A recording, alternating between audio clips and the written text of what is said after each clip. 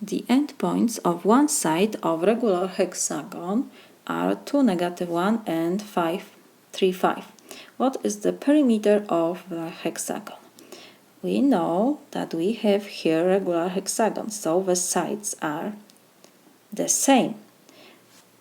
So we can write that the perimeter will be 6 times the d, and the d will be the length of side of our regular hexagon, and the side will be the distance between these 2 points. So we will write that d is the distance between these 2 points. So we will use formula that the d is equal square root of x2 minus x1 to second power plus y2 minus y1 to second power, where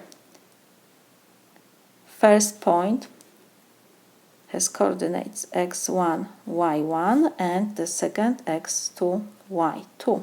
So now we will substitute to our formula.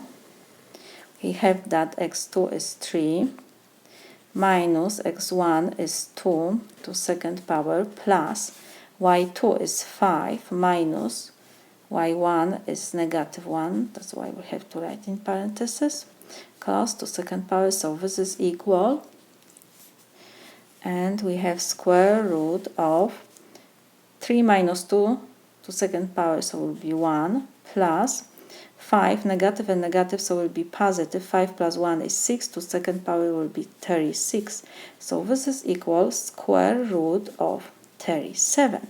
So perimeter of our regular hexagon will be P is 6 times square root of 37, of course, units.